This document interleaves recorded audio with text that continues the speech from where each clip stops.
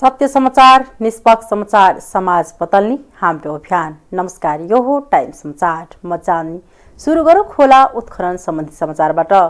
धनुषामा राती चोरेर खोलामा ग्राइबेल अवैध उत्खनन गर्ने स्काइभेटर र टिप्परलाई स्थानीयले नियन्त्रणमा लिएर प्रहरीको जिम्मा लगाएका छन्।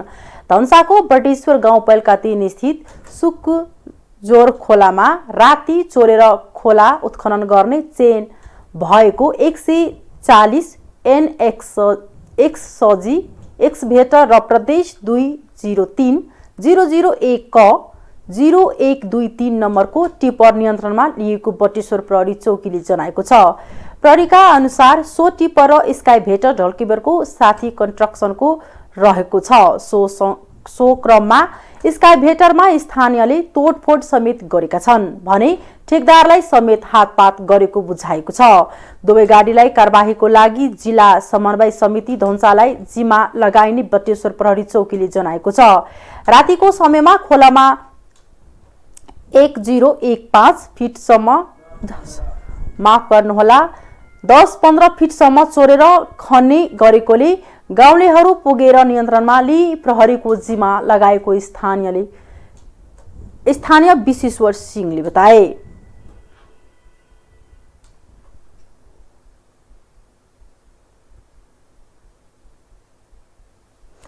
महोत्तरीमा धारिलो हतियार प्रहार गरे एक महिलाको हत्या भएको छ। लोहरपट्टी नगरपालिका 6 लोहरपट्टी बजार नजिक बस्ने सुरेन्द्र मण्डलकी श्रीमती 34 वर्षीय रुबी मण्डलको हत्या भएको हो। राति आफ्नै घर नजिक अज्ञात समूहहरूले टाउको सहितको विभिन्न भागमा धारिलो हतियार प्रहार गरी हत्या भएको महोत्तरीका प्रहरी उपरीक्षक एसपी दिनेश आचार्यले जानकारी दिए। बिहान महिलाको हत्या भएको अवस्थामा शव देखेपछि स्थानीयले प्रहरीलाई खबर गरेका थिए। एसपी आचार्यका अनुसार राति ढोका लगाएर घरमा बसिरहेका बेला बाहिरबाट अपरिचित व्यक्तिले बोलाएर घरबाट केही पर लगी धारिलो हतियार प्रहार गरी हत्या गरेको मृतकका छोराले बयान दिएका छन्। हत्या कसले किन गरेको भने विषयमा घटनास्थलको अनुसन्धान जारी रहेको एसपी आचार्यले बताए। मृतकी श्रीमान वैदेशिक रोजगारको सिलसिलामा भारतको पन्जाबमा छन्। सिराहाबाट 50 ग्राम सुन र 55,000 नगदसहित 2 युवक पक्राउ परेका छन्। पक्राउ पर्नेमा सप्तरीको खडक नगरपालिका 11 बस्ने 25 वर्षका तोहिद आलम र सप्तरीकै बोर्दे बसाइनी नगरपालिका 6 बस्ने वर्ष 25 का मोहम्मद समीम अख्तर छन्। दुवैजनाको साथबाट प्रहरीले 50 ग्राम सुन र 54,000 नेपाली नगद सिराहा प्रहरीले बरामद गरेको छ। मंगलबार अपहरण सिराहाको लहान नगरपालिका 7 स्थित इलाका प्रहरी कार्यालय लहानबाट खटेको टोलीले 108F6077 नम्बरको मोटरसाइकललाई चेक जाँच गर्ने क्रममा दुवैजनालाई प्रहरीले सुन र नगद सहित पक्रेको जनाएको छ। सुन 3,91,803 रुपैयाँ बराबरको रहेको जिल्ला प्रहरी कार्यालय सिराहाले जनाएको छ। दुवैजनालाई इलाका प्रहरी कार्यालय लहानमा राखेर थप अनुसन्धान भइरहेको प्रहरीले जनाएको छ। यसपालि पशुपति क्षेत्रमा बला चतुर्दशीको मेला लाग्ने भएको छ। गएको वर्ष कोरोना जोखिम उच्च रहेकाले पशुपति क्षेत्र विकास कोषले बाला चतुर्दशी मेला औपचारिक रूपमा स्थगित गरेको थियो। यसपालि भने कोरोना जोखिम न्यून भएकाले स्वास्थ्य सुरक्षाका विविध अपनाएर मेलाको तयारी गरेको कोषका कार्यकारी निर्देशक डाक्टर घनश्याम खतिवड़ाले जानकारी दिनुभयो। हरेक वर्ष मन्सिर कृष्ण पक्षको त्रयोदशीको राति पशुपतिनाथ मूल मन्दिर प्राङ्गणमा दिवगत पितका नाममा दीपदान गर्न लाखौं भक्तजनको भिड लाग्ने गर्छ। रातभर महादीप दान गरेर बसेका भक्तजनले चतुर्दशीका दिन बिहान स्नान गरी पशुपति क्षेत्रको मृगस्थल लगायत ठाउँमा सतबीज छार्ने गर्छन्। यसो गरेमा दिवगन्त प्रीतिले शान्ति पाउने धार्मिक विश्वास छ। भोलि महादीप दान र पर्सि बिहान सतबीज छर्ने दिन रहेको नेपाल पञ्चाङ्ग निर्णायक समितिले जनाएको छ। कोरोना जोखिम न्यून भए पनि पूर्ण रूपमा नियन्त्रण नभएकाले भक्तजनलाई मास्क लगाएर पशुपति क्षेत्रमा प्रवेश गर्न कोषले आह्वान गरेको छ। यस्तै कोषले सतबीज छर्न जानेहरूका लागि ठाउँ ओगटनका लागि अग्रिम नाम दर्ता गराउनु पर्ने व्यवस्था गरेको छ। नेपाली कांग्रेसको 322 प्रदेश सभा निर्वाचन क्षेत्रको अधिवेशन सम्पन्न भएको छ। पार्टीको 14औं महाधिवेशन अन्तर्गत मंसिर 17 र 18 गते हुन लागेको प्रदेश अधिवेशनका लागि देशभरका 322 प्रदेश सभा निर्वाचन क्षेत्रको अधिवेशन सम्पन्न भएको हो। कांग्रेस निर्वाचन समितिका संयोजक एवं वरिष्ठ अधिवक्ता गोपाल कृष्ण घिमिरेले सर्लाहीका 8 प्रदेश सभा निर्वाचन क्षेत्र बाहेक सबै प्रदेश सभा निर्वाचन क्षेत्रको अधिवेशन सम्पन्न भएको जानकारी दिए। सर्लाहीको 4 निर्वाचन क्षेत्रको 8 प्रदेश सभा अधिवेशन आज सम्पन्न गर्ने गरी निर्वाचन समितिले काम गरिरहेको छ। उनले भने देशभर 165 निर्वाचन क्षेत्रको 330 प्रदेश सभा निर्वाचन क्षेत्र रहेको छ। कांग्रेस क्रियाशील सदस्यको विवादका कारण सर्लाही र रसुवाको वडा अधिवेशन ढिला गरी सुरु भएको थियो। कांग्रेसको 14औं महाधिवेशन अन्तर्गत 60 भन्दा बढी जिल्लाको जिल्ला अधिवेशन सम्पन्न भइसकेको छ। कांग्रेसको आगामी मंसिर 17 र 18 गते एकैसाथ 7 प्रदेशमा प्रदेश अधिवेशन हुँदैछ। कांग्रेसको केन्द्रीय महाधिवेशन मंसिर 24 गतेदेखि काठमाडौँमा हुँदैछ। नेकपा एमालेका नेताहरूले पार्टीको 10औं राष्ट्रिय महाधिवेशनले राष्ट्रिय र जनताको समस्या समाधान गर्ने गरी मुलुकको नेतृत्व गर्न आफ्नो पार्टी सक्षम रहेको सन्देश दिएको बताएका छन्। नेकपा एमालेका नवनिर्वाचित सचिवद्वय योगेश्वर कुमार भट्टराई, पद्मा आर्याल र केन्द्रीय सदस्य महेश बस्नेतले पार्टीको 10औं महाधिवेशनले मुलुकको समस्या समाधान गर्नका लागि मुलुकको नेतृत्व गर्न आफ्नो पार्टी सम्मत छ रहेको सन्देश दिएको बताएका हुन्। मंगलबार राति चितवनको सौराहामा नवनिर्वाचित केन्द्रीय कमिटिको पहिलो बैठक सम्पन्न भएपछि सञ्चारकर्मीसँग संक्षिप्त प्रतिक्रिया दिँदै नवनिर्वाचित सचिव भट्टराईले भने मुलुकमा विद्यमान राष्ट्रिय मुद्दालाई राष्ट्रिय र जनताको हितमा समाधान गर्ने गरी आफ्नो पार्टीले मुलुकमा नेतृत्वदायी भूमिका खेल्नुपर्छ भने सन्देश दिएको छ। नेकपा एमाले प्रति जनताको अभूतपूर्व आशा भरोसा र समर्थन बढेको छ। महाधिवेशनको सन्देश नेपाली जनताको बीचमा नेकपा एमाले लोकप्रिय बनेको उनको भनाइ छ। राष्ट्रिय राजनीतिको मुलुकलाई सही दिशामा नेतृत्व गर्न सक्ने राजनीतिक दल भएकाले छिटोभन्दा छिटो एमालेको नेतृत्वमा नयाँ म्यान्डेट प्राप्त गर्दै नयाँ सरकार निर्माण गर्नुपर्ने बताए। यस्तै एमालेकै सचिव पद्मा आर्यालले नेपाली जनताका सपनालाई विपनामा परिणत गर्ने शक्ति आफ्नो पार्टी मात्रै भएको सन्देश महाधिवेशनले दिएको बताइन्। नयाँ संकल्प र पार्टीभित्रको नयाँ एकताका साथ अघि बढ्नुपर्ने सन्देश पनि महाधिवेशनले प्रवाह गरेको दावी गरिन्। राष्ट्रिय प्रजातन्त्र पार्टी राप्रपाको एकता महाधिवेशन सुरु भएको छ। बुधबार काठमाडौँको ब्रिकुटी मण्डपमा राप्रपाको एकता महाधिवेशन सुरु भएको हो। राप्रपा र राप्रपा संयुक्तको 2 वर्ष अघि एकता भएपछि बुधबारदेखि काठमाडौँमा एकता महाधिवेशन सुरु भएको हो। उद्घाटन सत्रमा प्रधानमन्त्री श्री बहादुर देउवाका साथै अन्य पार्टीका नेताहरू पनि आउने आयोजकले जनाएको छ।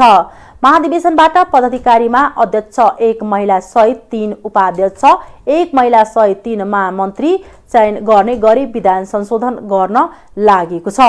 निर्वाचनबाट चुनिने 149 पदाधिकारी र सदस्य मध्ये 33% अर्थात् 49 जना महिला केन्द्रीय समितिमा रहनेछन्। महिलामा पनि 2 पदाधिकारी र 47 जना सदस्य मतदानबाटै छानिने प्रस्ताव विधानमा राखिएको छ। महाधिवेशनमा 4560 प्रतिनिधिको सहभागिता रहने राप्रपाले जनाएको छ।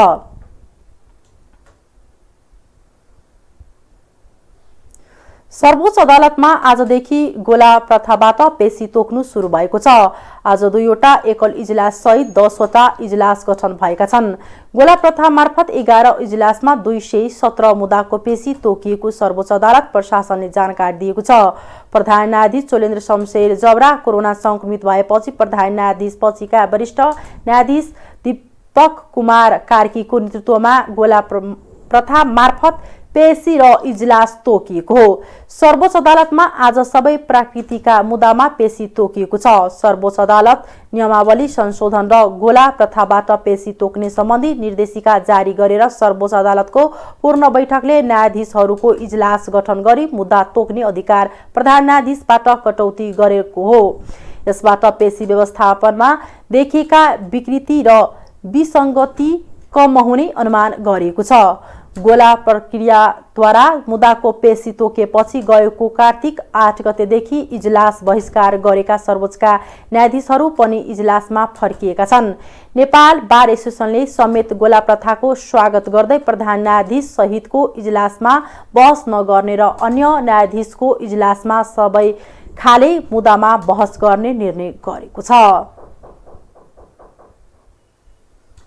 आर्थिक समाचार।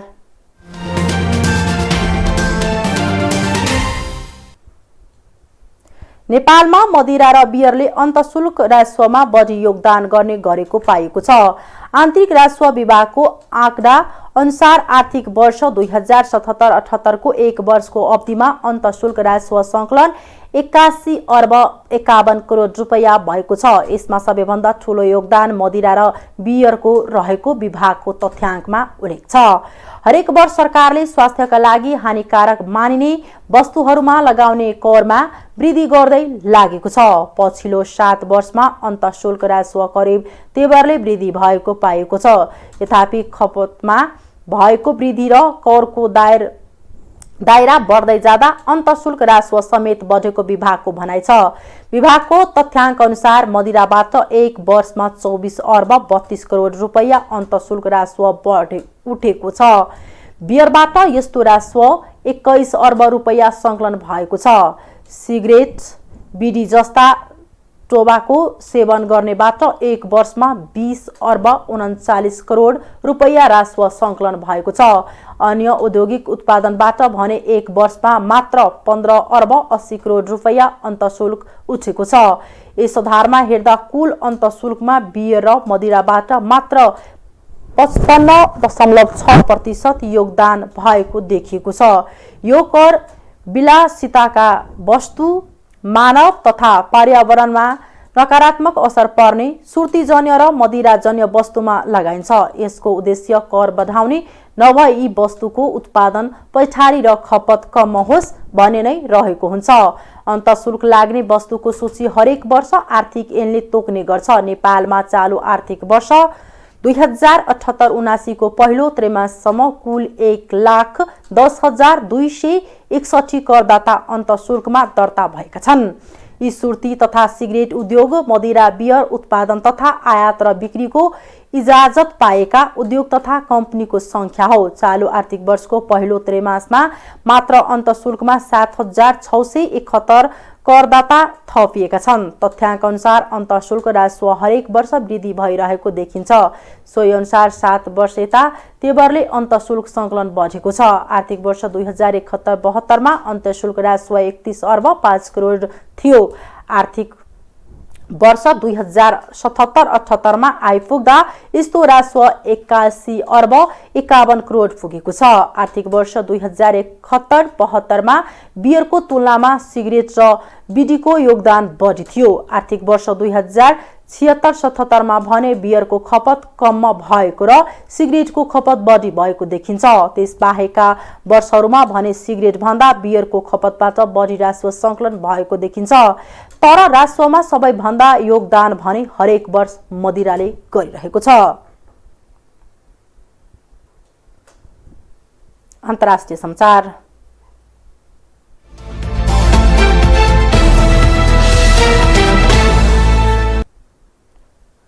अमेरिकाको मिशिगन राज्यमा रहेको एक विद्यालयमा अन्धाधुन्द गोली प्रहार हुँदा 3 विद्यार्थीको ज्यान गएको छ।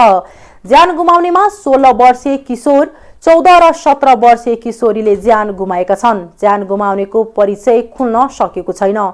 यस्तै हमलामा एक शिक्षक सहित 8 जना घाइते भएका छन्। घटनामा संलग्न भएको आशंकामा प्रहरीले 15 वर्षका छात्रालाई पक्राउ गरेको छ। आक्रमण किन र कुन उद्देश्यका लागि भएको थियो भने खुलेको छैन। दक्षिण कोरियामा पनि कोरोनाको नयाँ भेरिएन्ट ओमिक्रोन फेला परेको छ।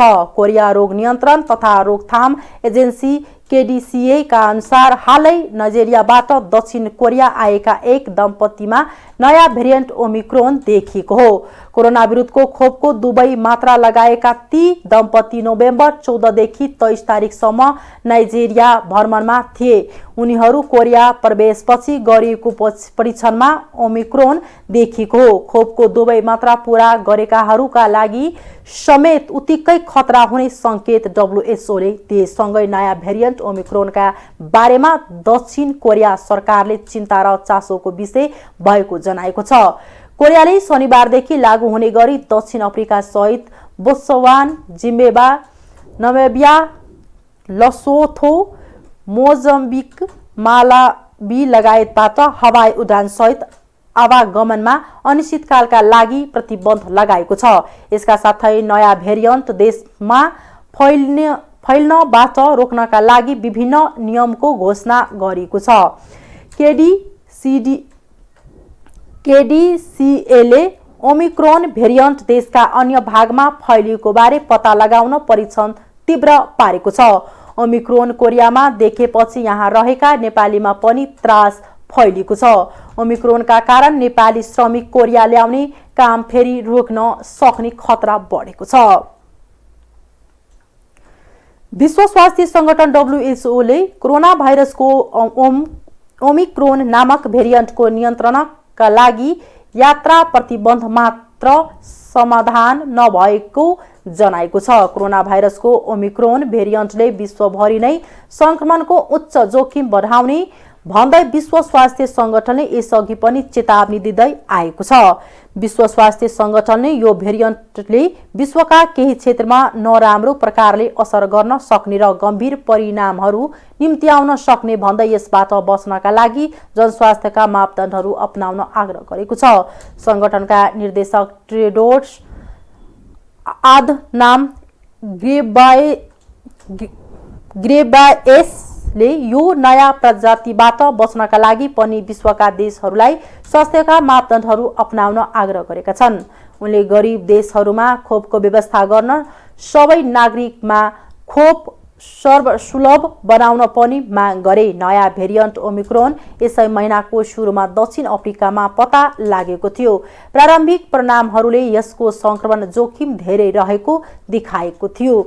उक्त भेरिएन्ट पत्ता लागेको बारेमा तत्कालै सार्वजनिक गरिएको भनेर विश्व स्वास्थ्य संगठनका निर्देशक घेब्रेयेससले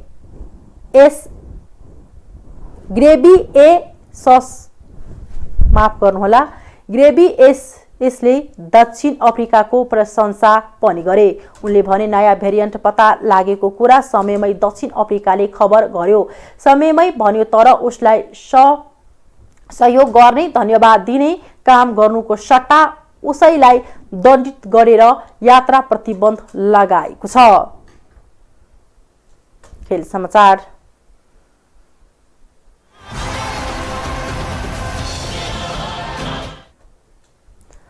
बहराइनको मानामा शहरमा हुने एसियन युथ पारा गेम्सको उद्घाटनमा नेपालको झण्डा पारा ओलम्पियन पलेसा गोवर्धन श्रेष्ठले बोक्ने भएकी छन्। भोलिदेखि सुरु हुने एसियन युथ पारा गेम्स 2021 को मार्च पासमा ओलम्पियन पलेसाले नेपालको राष्ट्रिय झण्डा बोक्ने भएकी हुन्। पलेसासँगै ब्याडमिन्टनका प्रकाश अधिकारी पनि मार्च पासमा सहभागी हुनेछन्। एसियन युथ पारा गेम्समा 44 देशका 1000 भन्दा धेरैको सहभागिता रहनेछ। नेपालबाट पारा तेक्वान्दो र पारा ब्याडमिन्टन गरी 4 खेलाडीले प्रतिस्पर्धा गर्दैछन्। पारा तेक्वान्दोबाट पलेसा गोवर्धन श्रेष्ठ सृजना घिसिङ र विशाल गर्बुजा तथा पारा ब्याडमिन्टनबाट प्रकाश अधिकारीले प्रतिस्पर्धा गर्नेछन्। पारा तेक्वान्दोको प्रशिक्षकमा कविराज नेगी लामा रहेका छन् भने व्यवस्थापक नन्द बस्याल रहेकी छन्। एसियन युथ पारा गेम्स डिसेम्बर 8 सम्म चल्नेछ। हस्, अहिलेको लागि टाइम समाचार यति नै। म चाँदनी बिदा चाहन्छु। नमस्कार।